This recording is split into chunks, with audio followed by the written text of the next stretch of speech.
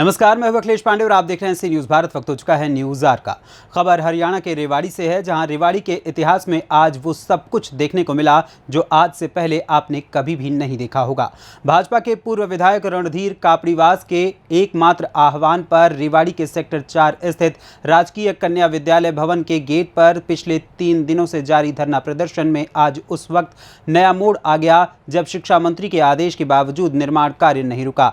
ऐसे में धरने पर मौजूद विभिन्न राजनीतिक दलों के नेताओं व सामाजिक संगठनों के प्रतिनिधियों का गुस्सा सातवें आसमान पर पहुंच गया और सभी ने अपने तयशुदा कार्यक्रम के अनुसार स्कूल के गेट पर न केवल ताला जड़ दिया बल्कि आंदोलनकारी छोटे गेट के रास्ते स्कूल में घुस गए और सरकारी बिल्डिंग पर लगे एनजीओ के बोर्ड तक को उखाड़ फेंका।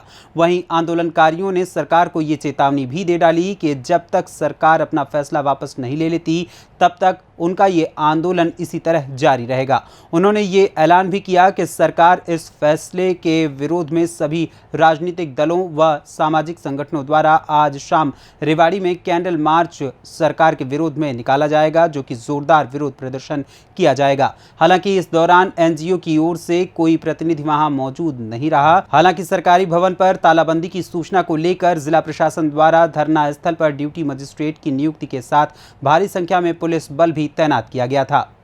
पड़ रहा है इस पर एक आदमी को के खिलाफ का सही मायने में तो ये विपक्ष का होने के नाते यहाँ राजनीतिक मंच नहीं है। ये तो बात यही है कि आप लोगों को प्रचार यही कर रहा है, नहीं तो सरकार की कमजोरी है। सरकार के दो मिनिस्टर यहाँ आकर के इसको सौंप के जाते हैं संस्था को। एक 8 एकड़ का 6 एकड़ का जितना भी स्कूल है, इतनी बड़ी बिल्डिंग है जो हमारे गरीब बच्चों के लिए, जो उनके पढ़ने के लिए शिक्षा का मंदिर है, और वो एक 500 किलोमीटर दूर से आए हुए व्यक्ति को वो सौंप कर चले जाते हैं, और वो भी सरकार के दो मंत्री और विधायक उनके साथ रहते हुए। तो कहीं ना कहीं मानसिकता दिखाता है कि ये व्यक्ति सरकार के साथ मिला हुआ है और बड़े लेवल पर मिला हुआ है। इससे यही समझना है आगे की रणनीति क्या रहेगी। जिस तरह ताला तो लगा दिया, बावजूद कुछ लोग अभी भी अंदर है, निर्माण कार्य चल रहा है, क्या रहेगी। मैंने तो कल यहाँ पर हमारी 11 बजे 9 से 11 जब कल धरना चला तो इस बात को कल भी रखा था। एक तरफ परसों बनवारी लाल जी का बयान आया था कि उन्होंने इस काम को रुकवा दिया है और उनकी सीएम से बात हो गई है। जब उनका बयान आया और बयान आने के बाद भी यहाँ कल कंस्ट्रक्शन चालू थी तो हमने कल उनको खदेड़ा भी था। तो आप एक बात बताइए, फिर किस तरीके के वो जनता को बरगलाने का काम कर रहे हैं। मेरे हिसाब से सिर्फ जनता को बरगलाया जा रहा है कि आप लोगों पीछे काम करते रहो, हम जनता को बरगलाने का काम करेंगे। लेकिन अब जनता जान चुकी है और यहाँ का इलाका एकजुट हो चुका है। सारे राजनीतिक दल हो चाहे सामाजिक संगठन हो, सब एकजुट होकर आज यहाँ मंच पर साथ खड़े और निश्चित रूप से इस ठग को रेवाड़ी से भगा कर ही रहेंगे। शर्मनाक और दुखदायक है कि आप शिक्षा के मंदिर को बेचने लग गए। आज कहाँ जाएगा गरीब आदमी का बच्चा, वो कहाँ पढ़ेगा। ये बड़े बड़े यहाँ प्राइवेट स्कूल तो खुले हुए हैं, उनमें लाखों रुपए फीस है। ये हमारी कष्ट कमाई से बना हुआ है, टैक्स पेयर का पैसा है, गरीब किसान का पैसा है। चाहे कोई मजदूर आदमी बीड़ी का बंडल लेता है तो उस पर भी सरकार को टैक्स देता है। और टैक्स पेयर के पैसे इस तरह से एक निकम्मे आदमी को आप यहाँ कब्जा कराओ। पीछे के रास्ते से सेक्टर 4 ने हरासमेंट बार बार बढ़ा के सेक्टर 4 के जो लोग यहाँ हैं उन लोगों ने पैसे दे रखे हैं। आज हर व्यक्ति, हर वर्ग अपने आप को ठगा हुआ महसूस कर रहा है। मस्जिद में मुसलमान जाएगा, गुरुद्वारे में सिख जाएगा, मंदिर में हिंदू जाएगा, लेकिन स्कूल में हर भारतीय का बच्चा जाएगा, हर व्यक्ति जाएगा स्कूल में।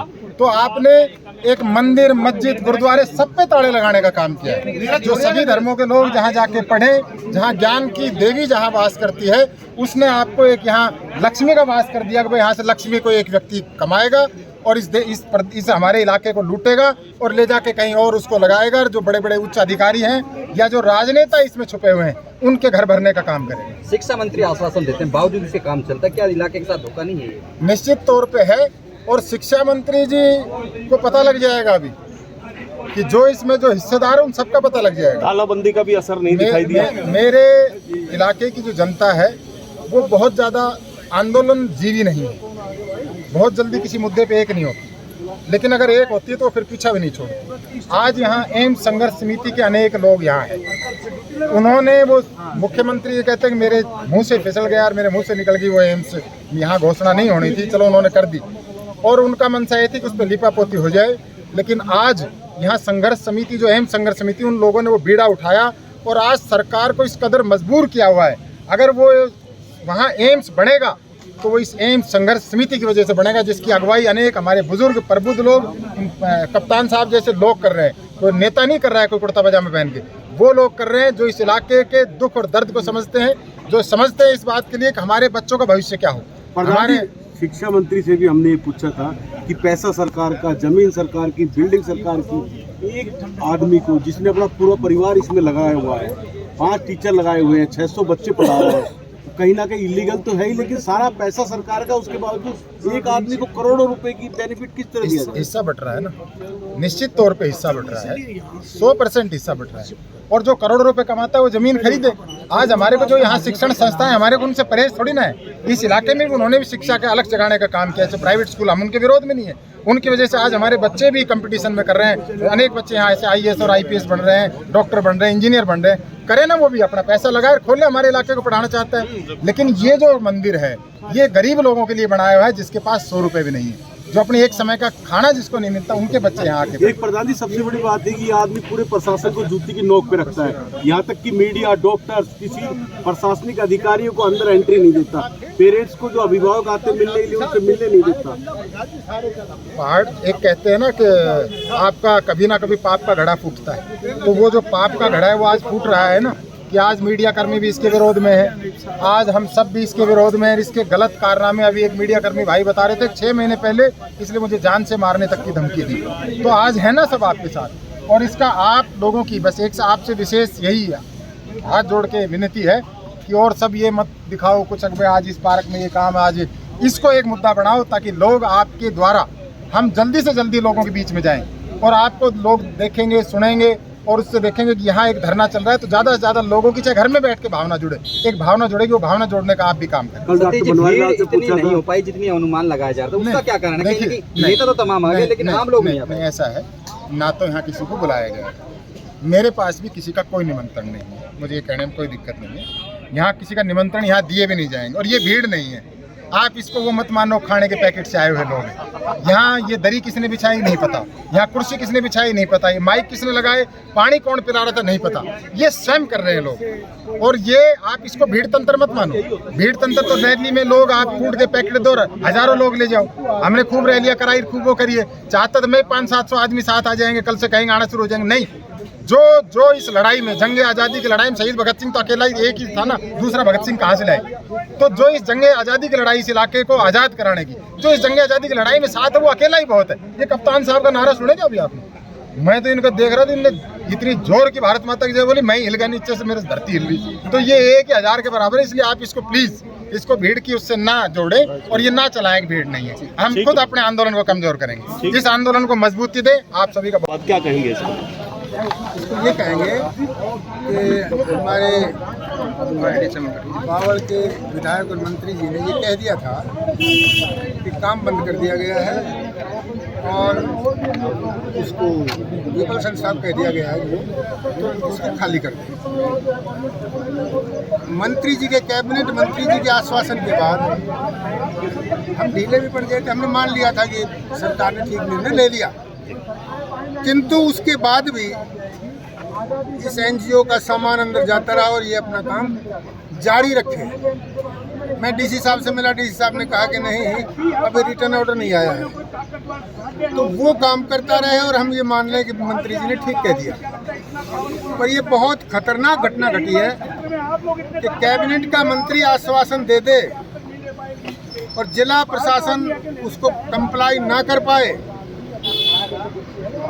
और निर्णय बिना किए ही ऐसी बात कह दी जाए, ये दुर्भाग्यपूर्ण है और इससे सरकार की छवि धूमिल हुई है और ज़्यादा होगी। मतलब कि जनता की जो एक तरह की चेतावनी थी कि तालाबंदी की जाएगी, उसका भी कोई असर प्रशासन सरकार पर दिखाई नहीं दिया? नहीं दिया, इसीलिए वो असर हमने दिखा दिया। और आपने देखा पूरा अहिरवाल क्षेत्र, चाहे एम संघर्ष समिति है, चाहे रेजांगला सोरे समिति है, चाहे हमारे विश्व हिंदू परिषद के लोग हैं, चाहे पढ़े लिखे यादव सभा के लोग हैं और 36 बिरादरी के लोग, किस तरह से पार्षद लोग आए। और ये तो केवल अखबारी आह्वान था, हर व्यक्ति जो इस सभा में आया है या घर बैठा है, उसके दिल में भी ये दर्द है। क्या लगता है किसके संरक्षण में आखिर ये सब कुछ चल रहा था अब तक या चल रहा है? मैंने पहले कह दिया था कि ये विपुल संस्था वाला इतना इंटेलिजेंट ठग है, आम आदमी की तो बात छोड़िए, इसने तो पूरी सरकार ही ठग ली। और सरकार में आप ये मानो, हमारे मुख्यमंत्री जी चुनाव से पहले शीघ्र सुधार कर ले तो बहुत अच्छी बात है। उन पर एक ठप्पा है, लोग चर्चा कर रहे हैं, उन तक बात पहुंचे ना पहुंचे वो अलग बात है कि मुख्यमंत्री जी ब्यूरोक्रेसी के चक्कर में ज्यादा हैं और घिर चुके हैं ब्यूरोक्रेसी से। और जैसे ब्यूरोक्रेट समझा दें कि ये तो बहुत इंटेलिजेंट आदमी है, संसार में इतना बुद्धिमान कोई नहीं है, पर बात भी ठीक है, सरकार को ठग गया, 200 करोड़ की जमीन ले गया और इसका रिजल्ट जीरो, कोई उपलब्धि नहीं। विधायक आए, पूर्व विधायक आए, अनेक राजनीतिक दल भी आए, सामाजिक संगठन भी आए, सांसद के प्रतिनिधि नजर नहीं आए।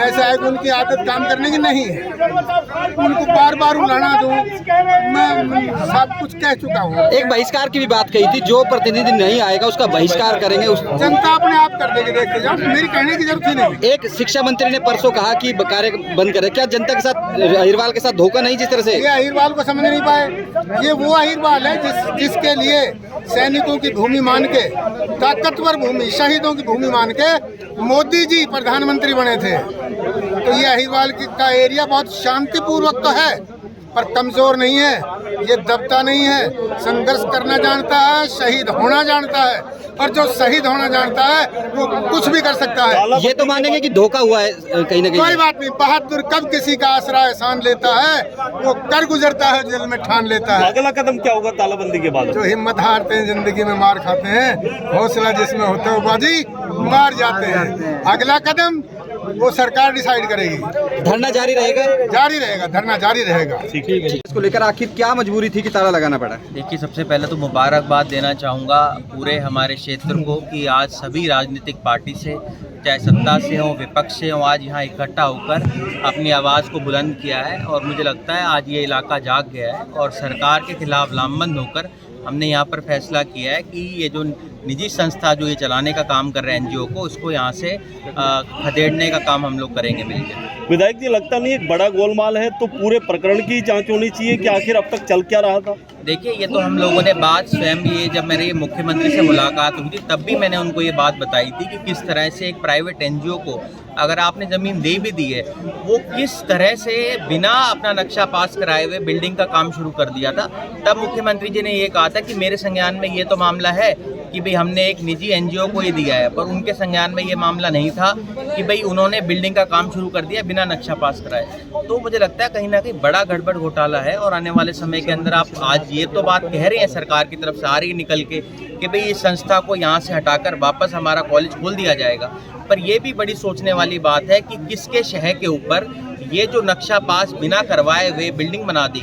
अगर ब्रास मार्केट के अंदर इसी तरह के मामले के अंदर एफआईआर दर्ज हो रही है तो यहाँ क्यों नहीं होती है? तो मुझे लगता है कहीं ना कहीं किसी बड़े नेता का मुझे लगता है सत्ता पक्ष के अंदर उनको संशय जो है संरक्षण मिला हुआ है। विधायक जी, आज देखते हैं अहिरवाल में लगातार विरोध हो रहा है, बावजूद इसके सीएम सुन नहीं रहे, क्या अहिरवाल की अनदेखी नहीं करेंगे? इसको जोड़ना चाह रहा हूँ विधायक जी कि मंत्री जी परसों कह चुके हैं कि संस्था को खाली कराना है, फिर अंदर से ताला लगना। कल भी कह रहे हैं काम बंद करा दिए गए। अगर मंत्री जी की बात हम मान लें तो कल फिर काम क्यों हो रहा था और उसके बाद भी आज अंदर से बंद होना, मुझे लगता है कहीं ना कहीं ये पूरे इलाके को शर्मसार करने वाली बात है कि सरकार जब ये बात समझ चुकी है कि जनमत जो है इसके खिलाफ है। आज आप देखें विभिन्न राजनीतिक पार्टियों के, चाहे वो बीजेपी के हों, मैं कांग्रेस से हूँ और भी विभिन्न दल है, उनसे सारे नेता यहाँ पर इकट्ठे हुए हैं। इसका मतलब ये है कि सारे जनप्रतिनिधि और जनता ये चाहती है कि यहाँ से इस निजी संस्था को हटाया जाए। उसके बावजूद भी सरकार झुकने की नहीं कर रही है। मुझे लगता है कहीं ना कहीं ये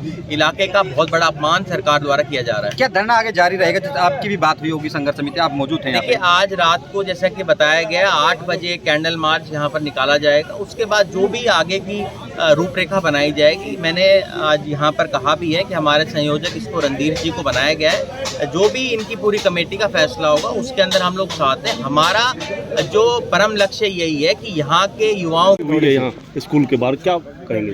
जो भी है स्टेटस क्यू हम लगाने की पूरी कोशिश करती है। जो इसके बाद न तो कोई अंदर कंस्ट्रक्शन होगा न तो कोई। सर आदेश के बावजूद यहाँ पर कार्य चल रहा था तो उसको रुकवाने की जब हमने यहाँ पे आ गए थे उसके बाद से कोई कंस्ट्रक्शन नहीं हो रहा है, न अब तक हो रहा है। अभी as it is status queue लगा रहेगा। जो गेट खुलवाने के बाद थे कुछ लेबर उसमें फंसे पड़े थे, उनको हमने बाहर निकलवा दिया। और इसमें एडमिनिस्ट्रेशन की ओर से ये है कि कल हम 12 साढ़े 12 बजे ये जो समिति बनी है उसके साथ एडमिनिस्ट्रेशन की मीटिंग कराएंगे, जो भी ताकि बेहतर सोल्यूशन निकल सके। अभी तक सरकार की तरफ से कोई लिखित में आदेश प्रशासन को कोई नहीं है। अब बाकी जैसे आएगा तो मीडिया को बता देंगे। ठीक है, थैंक यू। रेवाड़ी हरियाणा से सी न्यूज़ संवाददाता चैन सिंह की रिपोर्ट। फिलहाल इस खबर में बस इतना ही। देश दुनिया की तमाम खबरों के लिए देखते रहें सी न्यूज़ भारत। हर खबर आपके साथ, आपके हाथ।